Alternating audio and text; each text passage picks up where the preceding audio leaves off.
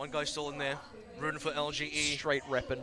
You got to have someone there. You got to make sure that there is still a bit of fuel there for LGE because they are kind of running on fumes at the moment, it seems, in this particular series. And this is a storied roster as well, a storied team, because if you look at the China region overall, over the course of Contenders, Seasons 1 and 2 last year, dominated by the Korean squad of Lucky Future Zenith. After that, after most of them went to the Overwatch League, T1W got a single victory in Season 3, but for all of 2019, it's all been about LGE.Huya. This is the team that has gone back-to-back #1 placements, the champions of China for all of 2019. I dare say, though, the problem with this team, in part, has been that domestic success hasn't translated to international success. Again, we talked about the history at the start of this series, right?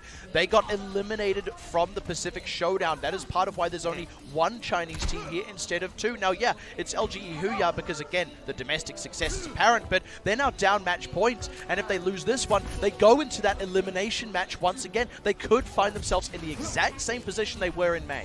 We have the Bastion back out to play now. Stalker this time going to be out onto the forest, so the flexibility of the squad already being shown for Gen.G.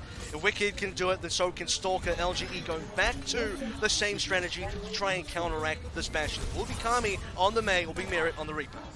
Well, alrighty then, LGE.Huya, time to step up and impress me. Indeed, it is your last opportunity in the course of this match.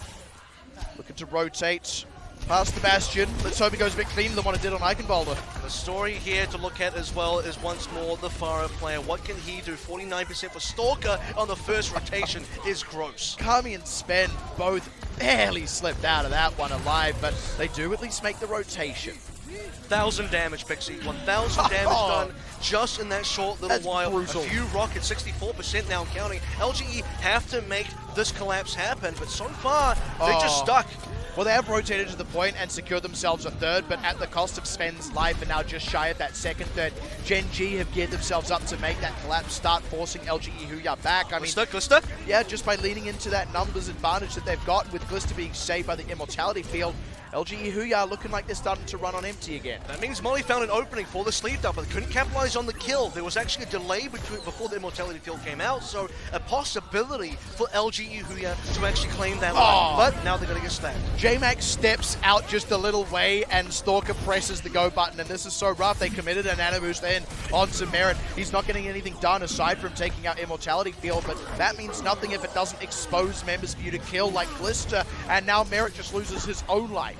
Very risky, by the way, from Bliss, nearly taken out. That could have been a key member. If you don't get the Bastion, you don't get the Fire, but you do get the Mercy. That is still workable for LGE.Huya, but unfortunately, still don't have any kills. J-Mac resets his life as well, back to 0% on his Orisa, and this is just not looking great. The one item they have is going to be that Blizzard.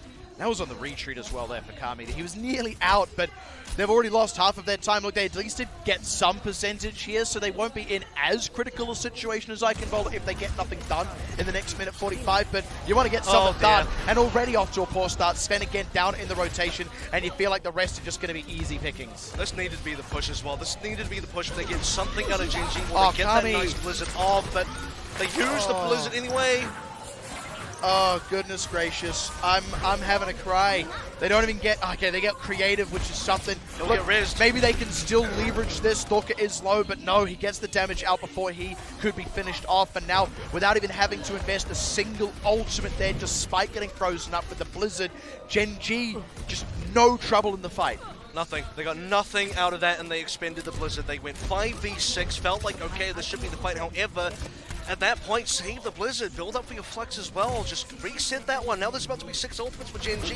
This is looking as dominant as Eichenwalder. Like, how do you even fight through half of these just in a vacuum, right? You've already got the amplification matrix with the Bastion, you've got a supercharger down if you need it, you've still got a rocket barrage. If a pick really comes through, you can res someone. What do LGE.Huya have? Nano Boost, Death Blossom? This is exactly the parallel where, even worse, you mean you're losing more players now, but you're in the final fight territory. About 36 remaining. Yes, you can wait for J-Mac to respawn here, but you are still going up against 4 full ultimates. J-Mac now going onto the Wrecking Ball instead. They just want to go in there fast. They just want to make the collapse happen because that's all they got to work with. That wasn't even J-Mac dying in rotation. That was J-Mac just dying while I was sat there not rotating, and now Kami, same kind of deal. This is absolutely brutal. They'd like too timid to even go for the point. J-Mac's just got to roll out there so that there's someone nearby. They do get rid of the supercharger, one less ultimate to deal about. Valkyrie, maybe they can wait it out just a little bit, but even then, still a rocket barrage on Stalker, still a tank mode on Glister. That's going to be a slam dunk down, but no kills. Oh, that's just a good yet. bio though. That is a very nice bio. That might just be it. Glister does take 2 down with him though, so still rocky road here for LGE.Huya, and with the res on Stalker, they've still got the rocket barrage as well. It remains an uphill battle. Second amplification matrix in the protracted engage now. J-Mac down, rocket barrage to come out. Is going to finish off Kami as soon as he unfreezes, and boom! Shakalaka, that's Gen.G. Another solid hold. Got a little bit dicey towards the end there. You saw the flux come through, followed up by the brilliant Bionate coming through from Molly, who has been probably the one guy on this team, maybe making a couple plays, sneaking in those skill shots in there. First was a sleep dart. Nina got that kill onto Glister, but couldn't finish up the damage. Secondly, you see the Bionate follow up over on top of Sven when he put the flux down. That could have been great. Well played by Bliss as well, though, to get the resurrection, not onto Glister, but actually onto Stalker, because it's the Pharah that's going to carry you through for the rest of that fight, not the Bastion. The whole thing was just very nicely handled by Gen.G, and again, we're just seeing the increasing gulf between these two teams. The differences are enormous. Yeah, we can highlight Molly's good play, and I think rightfully so, but at the end of the day, like, that Bionade was their best play over the course of that entire offense, and it still wasn't really anywhere near enough. Gets some 63.4% though, which is better than what they did on Iconvol. So call it a slight improvement, but if you didn't quite get to the finish line last time, a slight improvement doesn't say to me that you will again. I'll tell you something else. I got a bit of a nose for 3 zeros and I can sniff something in the air. Yeah, I think we all can. Oh no, that's just a scented candle, never mind. Smell of victory. Why you got a candle here? Let's get that out. That's kind of dangerous. Just wanted to set the mood. The mood of Korean dominance. Yep. Oh boy. What does the mood of Korean dominance smell like, Pixie? Describe it to me in full glorious Smells detail. like spicy beef. Smells like pretty much all of my favorite foods. Smells like Team Spirit as Gen.G rolled out now. On what could be the final attack for this particular matchup, LGE. Could be the final defense on the upper side of the bracket. Wright's going to be playing the Bastion himself, and you know what, why not? Give it a go. The Doom Reaper has been only working in a direct mirror. Once more, it's Gen.G attacking with their own Bastion. And this is going to be a fun one, I have to say. I'm just looking forward to seeing how it plays out. Glister actually takes some early pains, and this is always a bit of a wacky one for the attacking Bastion. And that's the thing, because the defensive side already has their bunker set up, where it's the attacking Bastion side that has to set up while taking damage, while, you know, basically being in the line of fire. So there will be some difficulty for Gen.G. Interested to see how they handle this one. 5-man bio is big. Oh man, I mean, if nothing else, there's a lot of ult charge in the pocket, and it's also actually, in all fairness, a bit of time off the clock. Now, we've got Merit. Good chunk of ult charge ahead of Glister. We see that struggle with the attacking Bastion. I'll tell you what, even better than that is the fact that they got the immortality field out. So now LGE.Huya are using their own. That's a big advantage of this skirmish. Amplification matrix early out of Blisto is like, are you kidding me? He wasn't in the immortality field. Oh, Merit man. was not standing underneath the lamp. And all that good work out of LGE.Huya, all that early struggle for Gen.G, as soon as they got that attacking Bastion into a slightly reasonable position with an ultimate to help back them up in the form of the amplification matrix. Suddenly, they bust down the door, and the flood has raged through, raked across LGE.Huya. Already rotating onto the point now is Gen.G, with nothing there to stop them. Potent. I think that's it. Potent would be how I would describe that smell, Pixie. Yeah, that is a very strong stench, or perhaps a sweet smell.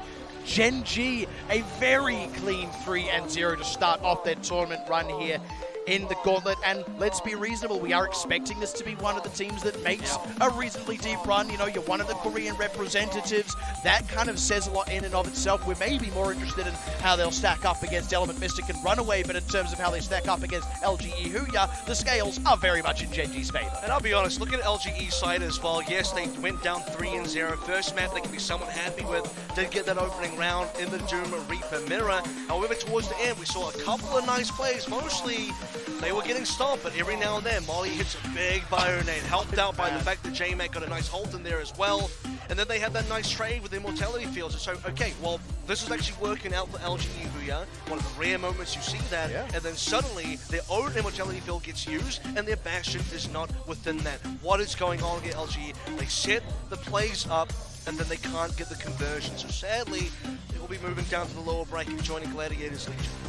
They're going to have to fight for their survival. We sort of talked a bit about what that means for LGE.Huya. They don't want that repeat performance as what they had at Pacific Showdown, where they end up just getting dropped out of the tournament. And look, it could just happen to them on this very first day. A very real possibility. Again, though, man, you got to just credit Gen.G, right? Like, that's the sort of thing we want to see out of a favored team coming into a match. And now you start to look forward as well. Gen.G playing Team Envy. That could be a very exciting game. And both of those squads got a 3-0 in their opening matches of Group B today, which means neither of them have been truly tested yet. And anybody could honestly take that. It's the 3-0 team versus the 3-0 team. For the other side, it's the 0-3 team versus the 0-3 team. I think we're really looking forward to what that's going to mean as well for the Korea versus NA matchup. You know, there's still a lot of eyes on that concept, let's be completely honest. And again, it sort of feels like we're going to get a really honest appraisal of that today compared to yesterday, just between the teams that are playing. You know, you've got a slightly higher NA team, a slightly lower Korea team. Like, you know, can NA kind of catch the boots of the Korean team, or catch at their heels, nip at their heels? That's how the saying goes. Well, or is everyone just kind of outclassed by all three of the Korean squads? I mean, what I'll say now is, when you look at what happened yesterday, Element Mystic, highest non-runaway team in this kind of non-runaway / the highest Korean team in the group. The highest top 8 team preceded in the group. Sorry, so Element Mystic taking on a team like XL2, there's a bit of a gap there. However, Envy taking on a team like Gen.G, those are far closer seeding. So look, a very honestly solid performance for Gen.G for their first appearance here, and one I think they should be very proud of. I dare say they are very proud of, and I mean, hopefully we'll be able to catch up with them in a moment to actually see what that pride really means to them, or indeed just see what this tournament means to them as a whole. And I believe we have Wuyal down on the floor, so let's catch up with him in just a few moments.